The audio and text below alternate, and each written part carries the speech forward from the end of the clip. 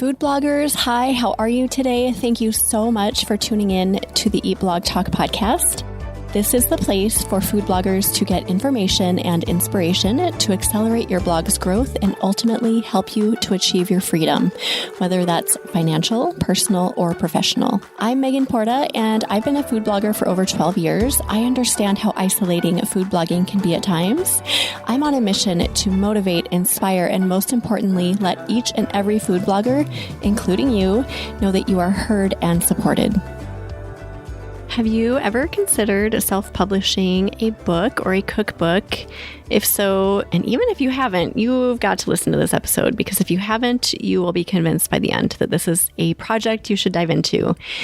Matt Briel from Lulu joins me in this episode, and he talks about how books are a great way to build your brand.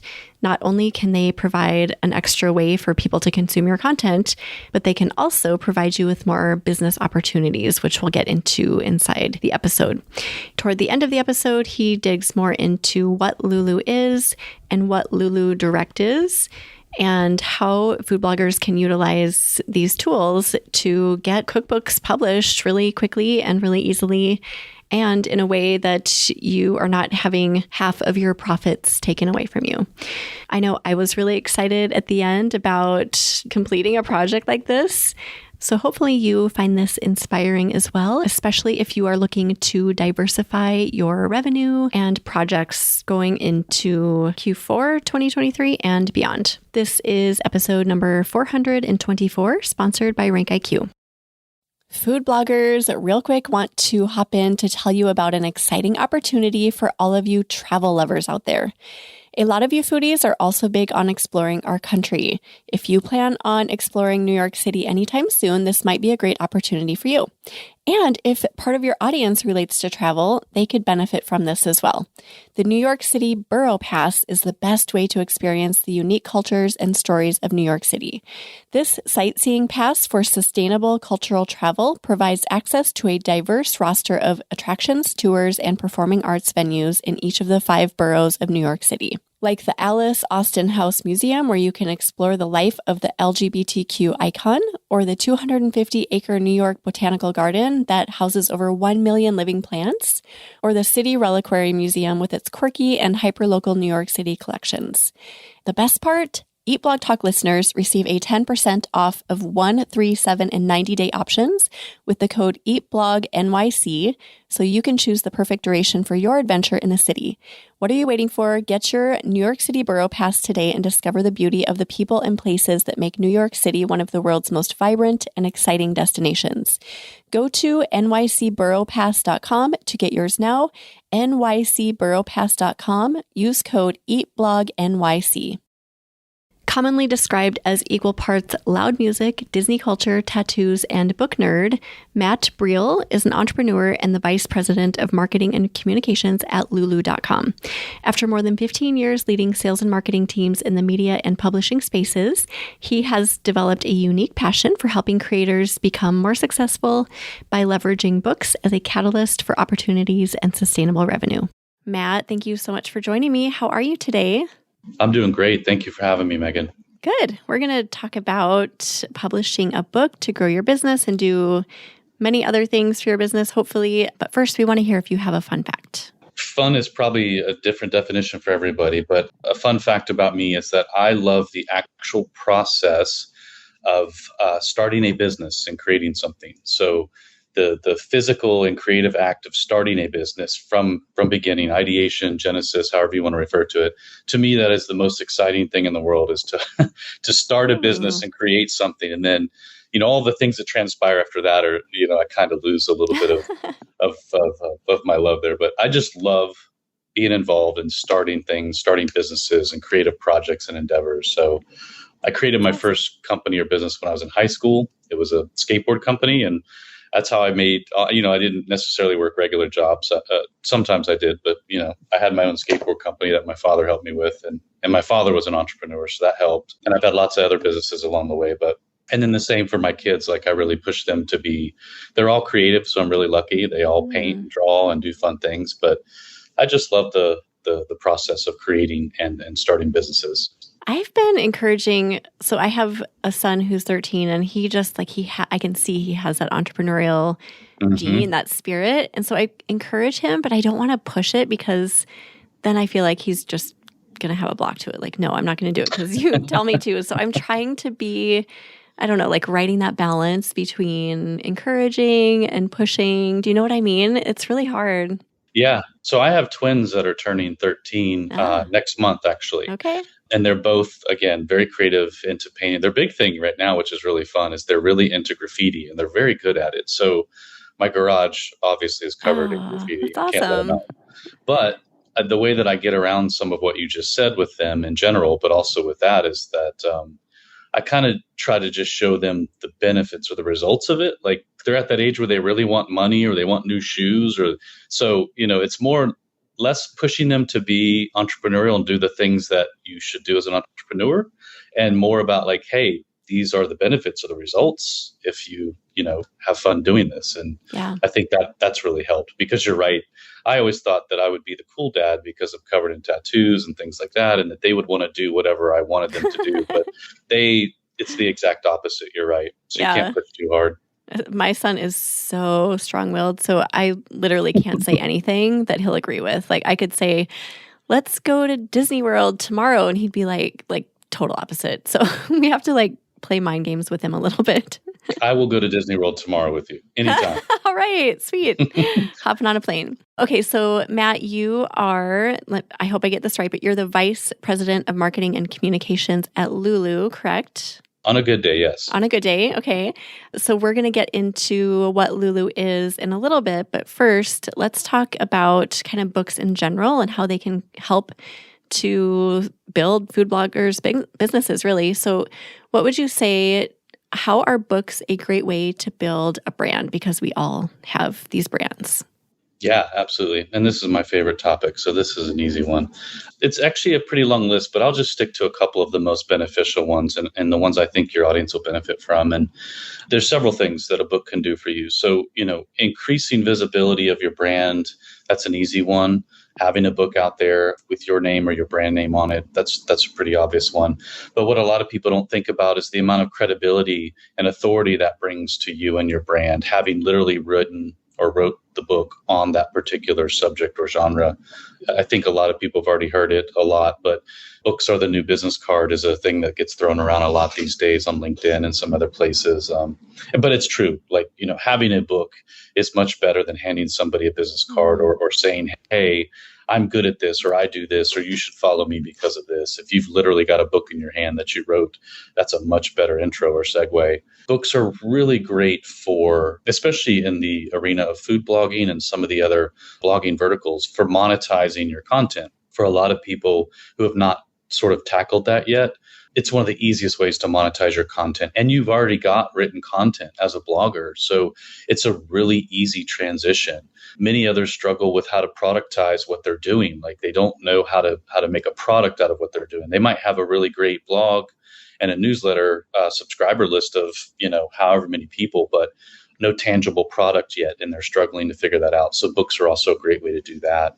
And then one of the really great things too for food bloggers specifically is books create that physical touch point for all of your digital fans. And so you have people that you are connected with digitally through your blog and a lot of your other efforts. And if you're lucky, you get to see them at, events or conferences. But creating that physical touch point for them by way of a book, whether it's a cookbook or something like that, is a great way to continue sort of building your community around your content. I think all of those things are definitely points that food bloggers want to hear. Those are all things we want. We want increased visibility, authority, monetization, touch points. So yeah, it all sounds great, but I think a hang up in our space is a couple. So we have content on our blogs, like you mentioned, and a lot of people hesitate to recreate that or take that content and turn it into a physical book. Do you know what I mean? So they think that they're like duping people or being sneaky or something like that. What do you say about that? Well, I think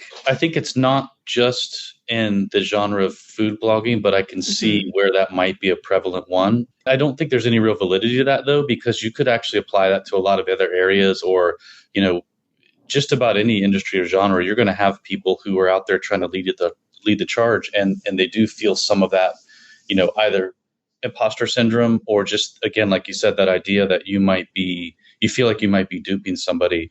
Nothing's further from the truth there. And again, if you're working hard to build a follower base or a group of fans, and you have people that come consistently to read your blog or your newsletter, every time that we've seen somebody launch a product as a book, it's been met with open arms from their community, and they've never really had, that we've seen or heard from, feedback come back in the way of, oh, this is a sham, or what are you doing? Like, I could just access this on your blog, or I could get this from anywhere. It's the number one way to really separate just the curious eyeballs from the people who really truly want to support what you're doing, because they find what you're doing is valuable for them. So I think some of that stems from a deeper place where a lot of creators and entrepreneurs do often feel this sort of imposter syndrome. I think that's natural, though, and I think that's probably what's sort of pushing those other thoughts to the surface about maybe duping people. But in general, we are, I'll say a nation, but really we're a world right now that really embraces individual creators. And we've seen that now more than we ever have. And I'll share some statistics with you, now or later about, just food blogging content in general, where you can see, clearly from 2020 on, the onset of COVID, where people were home a lot, and all these other things were happening, where, people really want to support individual creators. Yeah, that is so true. And I think it's mostly a mindset block that we individually have to get over, because people do want to support us and they love our content, and we just have to get past that. But it's easier said than done, right? That's true. Yes. Yeah. I have a blogger friend who, I'm just going to say her blog because I will probably reference her a few times, Monica from the Hidden Veggies. She's amazing, but she actually uses Lulu on some level because she was creating these amazing ebooks for people.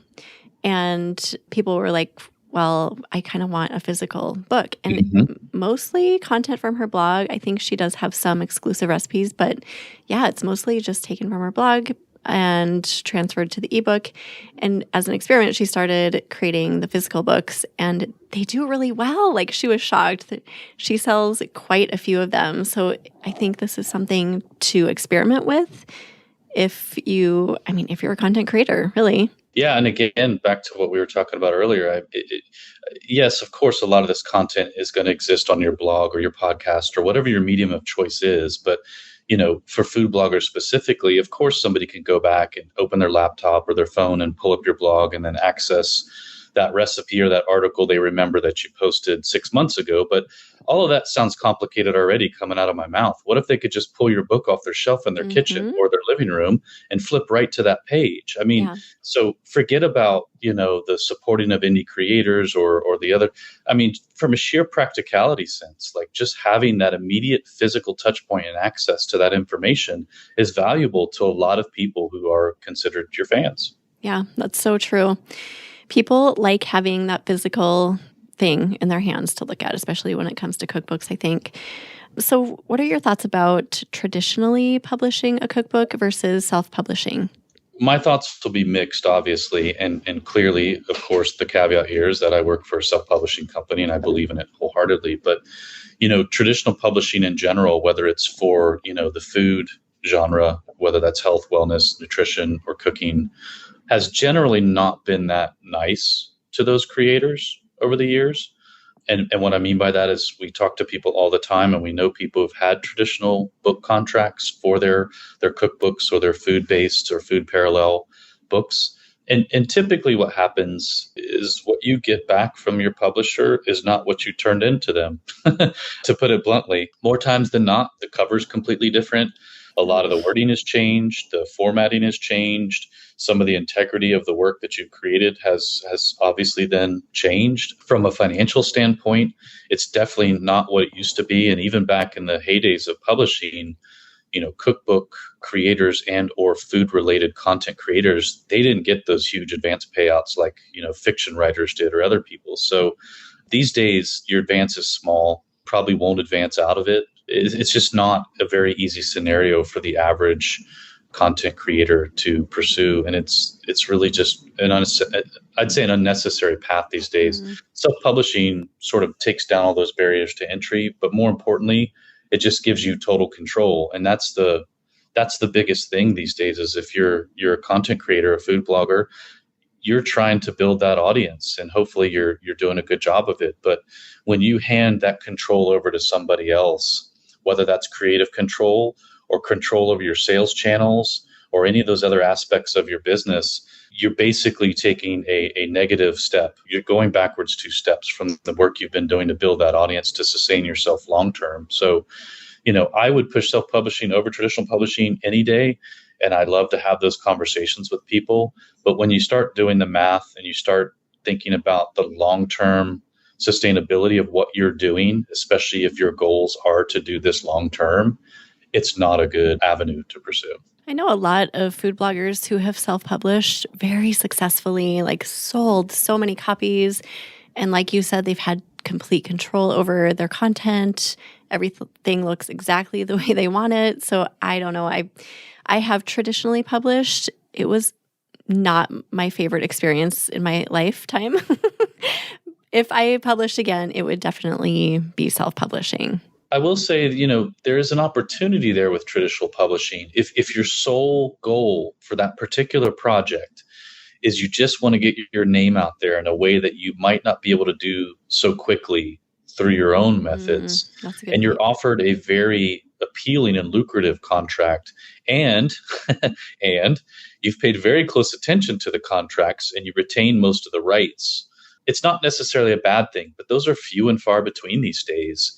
They really are. And again, most of what we hear from people who were traditionally published for cookbooks or books that were, again, adjacent to the food space over the last 10 years have just basically been just shy of horror stories for the most part. So yeah, unfortunately. And when you self-publish, you can kind of go on your own timeline. You don't have to adhere to someone else's ridiculous. My timeline was like 4 months, 75 unique recipes in 4 months. And I've told this story on the podcast before, but that period of time for me was followed by this wave of depression that it was a horrible time in my life. So I associate publishing a book with horrible feelings. Oh, that's terrible. I would like to rewrite that story someday.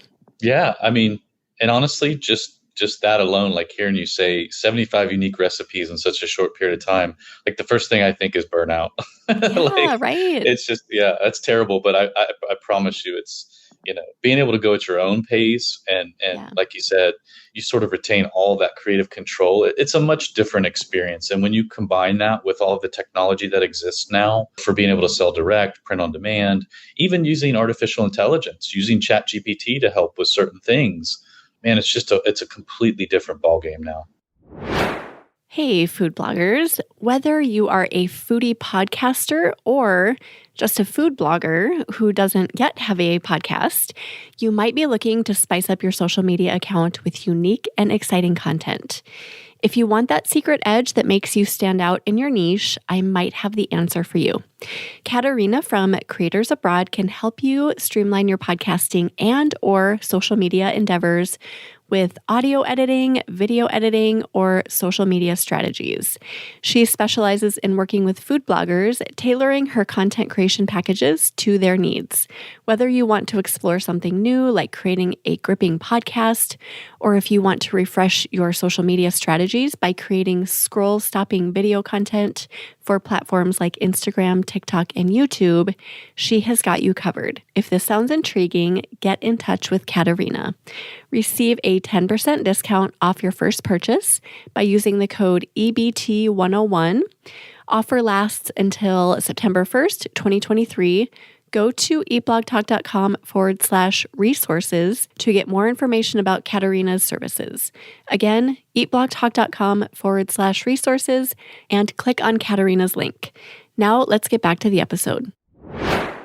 And don't you think that having a book, especially for food bloggers, it's filled with really awesome, high quality recipes and information, it's a way to not just grow your blog, but I see it as a way to find other opportunities in your business. Like if you have a book, you kind of touched on this earlier, people take you more seriously. So you might get speaking gigs, or, you can use it in other ways outside of just your blog growth. Yeah, 100%. Within this vertical of food blogging and outside of that, by the way, one of the biggest things we hear from people is that, conferences and events and things are really big again, with travel opening back up. And we were all just at Tastemaker not too long ago. People really want to do that. They want to be able to do some speaking or give a session or be involved somehow. And you really do need that extra piece of credibility, of validation. And above and beyond that, though, having that book not only gives you those things and gives you that sort of leg up to get your foot in the door. In some cases, it's required. So there's a lot of conferences and events where when they're looking for speakers, or when you've applied to be a speaker or a session holder, if you don't have a book, you won't make it past the application level.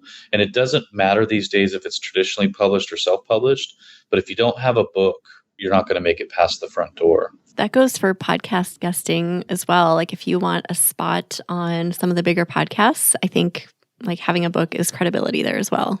Yeah, 100%. And it makes sense to a degree. Like we don't like gatekeeping in general, right? But, there has to be some in some cases. And if that's the one, and it is fairly easy these days to do it, then, I can kind of get on board with that a little bit. Yeah. Is there anything else you want to touch on? I want to ask you a little bit about Lulu, but I want to make sure that we've covered everything about just the general topic of publishing a book for food bloggers being a great business approach. Yeah, absolutely. Back to what you were saying a little bit earlier with regards to, this sort of feeling that publishing a book feels like I might be duping my fans or followers. And then some of the other things we were saying, this sort of genre, this vertical of food blogging has experienced such explosive growth over the last 3 years.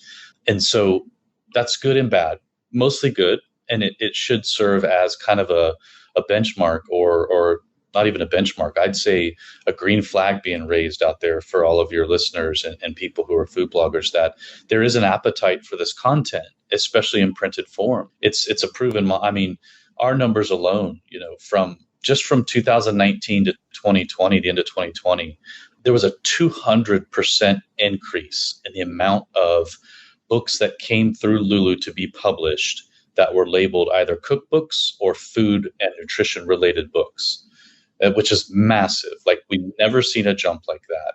And sales numbers alone were very, very sort of close to that. And then since that point in 2020, over the last 3 years, we continually see 30 to 40% growth year over year just for that category of book. So this isn't just sort of hyperbole or people saying, yeah, you can do it. Like these are legitimate metrics and statistics. And that's just for Lulu. Imagine, if you didn't use Lulu and you were using somebody else, that's probably very similar. But the point is, the appetite is there for that content. It's there. People want it. And I think that creating that physical touch point and using these types of tools and technology, it is easy to get your content out there and be a part of that marketplace. So I love that. Diversifying revenue and projects is more important than ever with, AI is coming up, and there are some concerns with, are we going to lose traffic and blah, blah. I could go on and on about that. Mm-hmm. So I think that considering this as an avenue for just adding additional income to your business and an additional valuable product to be able to give to people is so huge. So I think this is a really relevant topic. And I love what you said about there's an appetite for it. So knowing that, plus knowing that we should probably be diversifying is like, it's kind of a no-brainer. Absolutely. Yeah. Okay. I have some questions about Lulu. So would you mind just kind of describing what Lulu is for my audience? Yeah, absolutely. So at our core, Lulu is a self-publishing company. We were started in 2002. And since then, we've just continued to grow and innovate. But again, at our core, we are a self-publishing company. People use us to publish books on any number of topics, from fiction and poetry all the way through to, manuals on how to fix certain types of automobiles or airplanes. We utilize print-on-demand technology, which means books are only printed as they're ordered. So it's a little bit better for the environment. And we are a B Corp, which means we adhere to some of the strictest social and environmental standards that a business can be held to. And we take that one very seriously. But again, at our core, we are a self-publishing company. And most of the work we've been doing over the last 5 years has really been in the space to increase the availability of e-commerce tools and access for creators to be able to sell their content direct and cut out all of the third-party middlemen like Amazon and some of the other third-party retailers where you would normally just publish your book and put it up for sale. Okay. And Lulu Express, I know you guys it's part of Lulu, and that is turning into something else. Would you explain what that is? Yeah, so originally Lulu Express was a part of the business we created years ago as an initial test for something we've already delivered now. But it was just a way for people to very quickly, who didn't necessarily want to publish the book out to the public into a retail market, maybe they just wanted to take their book, upload it, and order 500 copies for themselves for an event or something like that. So at Lulu Express, you'd literally go in and upload your files and then place an order for however many books you needed. So it was more about book printing vehicle versus publishing and distribution. What we've done is we took Lulu Express. We wanted to take that concept and turn that into selling direct, or having the ability to sell direct with the same sort of ease and convenience of Express. And so Lulu Express has kind of morphed into Lulu Direct. And all that really means is that anybody that was using Lulu Express, by the end of this month, they'll automatically be redirected to just log into a standard Lulu account. All of their files are already there. Nothing's really changed.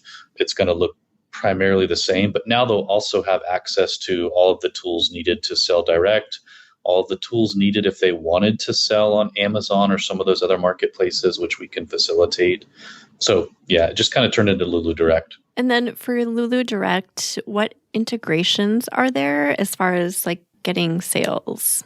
Yeah. So right now, Lulu Direct offers plugins for Shopify, WooCommerce, which covers all of the WordPress users.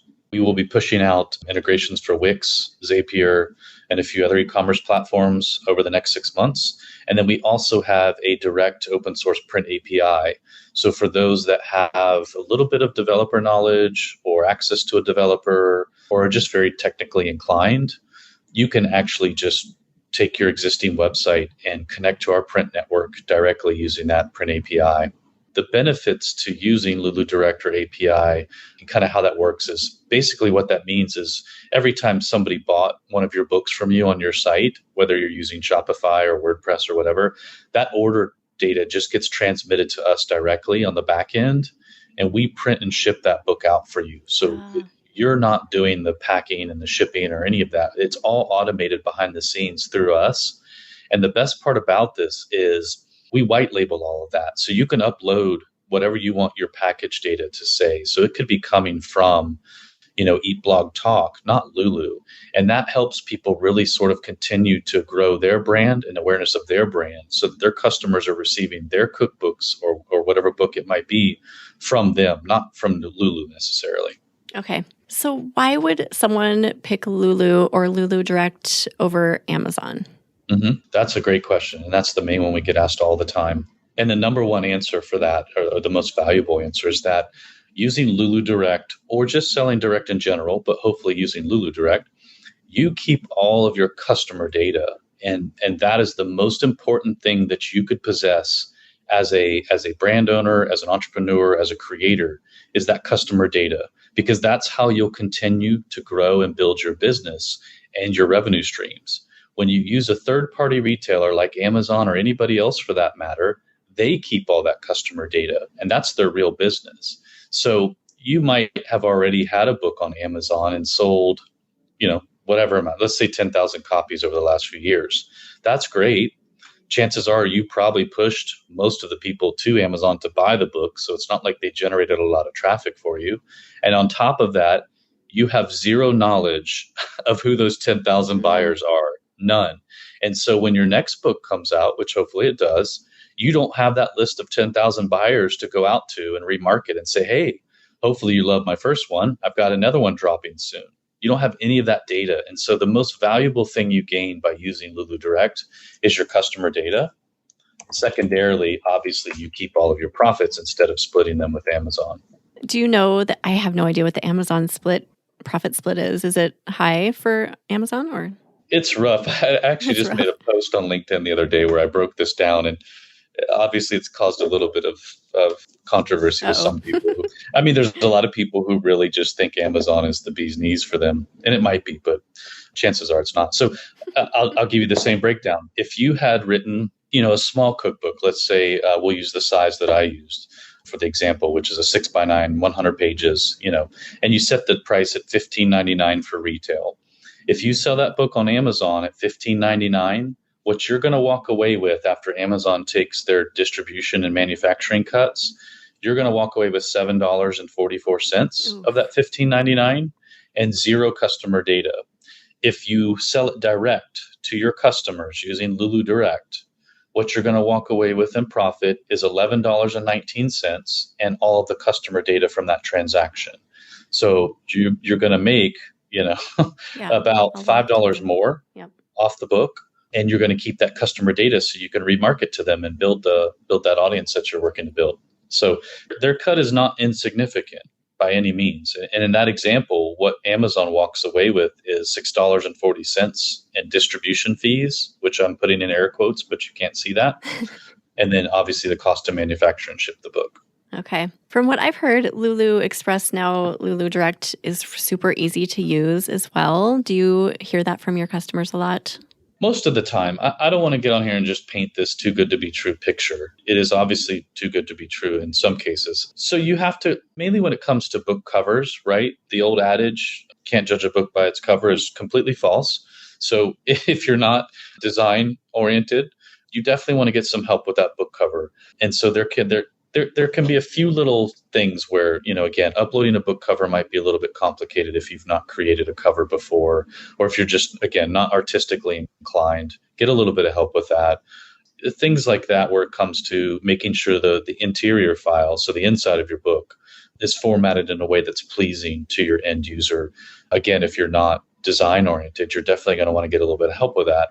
The good news is, freelancers are everywhere, and there's a lot of experienced freelancers out there with creating books, and it's not going to cost you an arm and a leg. So you very easily could spend, a small amount of money and put out one of the most beautiful cookbooks on the planet. Mm. And it is relatively easy. Yes. The steps are, it's free. So we don't charge any upfront fees. We get paid when the books print and sell. So that makes it easy out of the gate. You're not going to pay a bunch of money up front to us at all, ever. And then it's just a matter of uploading your files. You have two files, your interior and your cover file. Once those are uploaded and they pass through the system as approved and everything looks good, you just order a proof copy. We encourage everybody to order a proof copy. I don't care how good you are. You should never hit that publish button without having held the physical copy of your book. Right. But again, you're talking print on demand, very inexpensive to order one copy of your book, get it in your hands, make sure you like it. And then if it's all good, push that thing out to the general public and start singing the praises of it. And hopefully those sales are coming in. But yeah, it's pretty easy.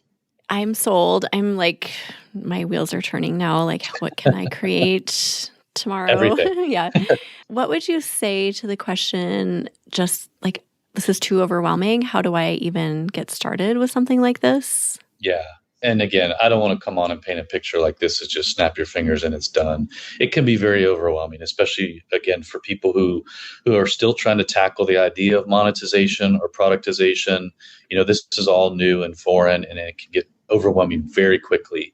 But we have a great team of people here who love to help. And there's a lot of work we don't do here for you because we are a self-publishing company. But any of that work that we won't do for you, we've already vetted some really great freelancers and people who can do it for you if you need it. But just the general logistics and mechanics of how to do this, we have a great team of people here that'll sit on the phone or chat or via email with you, help you get through it every step of the way until you're comfortable with the final product. Is there anything else you want to leave us with as far as just encouraging people to dig into a project like this, or anything about Lulu? Yeah, I think, again, just people who are serious about, this. And I know a lot of people start doing blogs or podcasts or things like that. It starts as a hobby or, a quote unquote side hustle. But again, the appetite is real for this type of content. And the sooner you sort of tackle the monetization and business side of what you're doing, if you want to do this long term, the better off you're going to be. And making use of the tools that exist right now and not being afraid to just jump in and do it. That's really how you're going to springboard. One of my favorite quotes, because I'm a Disney freak, is from Walt Disney. And I love this quote and I try to live by it. And he says, the way to get started is to quit talking and begin doing. Like, just jump in and do it. And if you need help, reach out and find people to help you. There are groups, like you said, you've got a mastermind group. There are groups everywhere that deal with this type of activity. The platforms or technology that you find that you want to use along the way, they more often than not have resources or can point you in the direction of resources. People are doing it. And like you said earlier, people are making a lot of money doing it. And more importantly, they're adding a lot of value to their life in the way of freedom and flexibility and not being tied to a cubicle anymore, or, having more time to spend with family or going on vacations. And, again, you just got to jump in and do it. So I think that's probably the best advice I could give is don't be afraid of it. Jump in and do it. Well, you just closed all by yourself. I was going to ask you for a quote, but you just did that naturally. So thank you, Matt.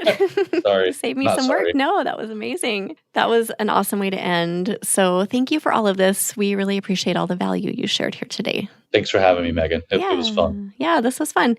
We'll put together show notes and we'll put all of the information that we talked about today inside of those. You can go to eatblogtalk.com/Lulu to find those. Can you tell everyone where to find you, Matt? And also, I was trying to find, as we were talking, Lulu Direct, and I wasn't sure if that, where exactly to find that part of Lulu. But yeah, just explain all of that to us. Yeah, sure. So Lulu Direct is basically just a part of Lulu. So if you go to lulu.com, at the top, you'll see a link that'll say sell on your site. So that's what gets you to Lulu Direct, is when you want to sell on your own site. You can find me on LinkedIn. That's where I'm at most of the time. I don't spend a lot of time on Twitter or some of the others, but you can find me on LinkedIn under /Matt Briel. And again, lulu.com is the main entry point. We do have a separate landing page set up for people who are specifically interested in using publishing to grow their business. And that is publishforgrowth.com. Okay, awesome. Everyone go check it out. And thanks again, Matt, for being here. And thank you for listening today, food bloggers. I will see you in the next episode. Thank you so much for listening to this episode of Eat Blog Talk. If you enjoyed this episode, I'd be so grateful if you posted it to your social media feed and stories. I will see you next time.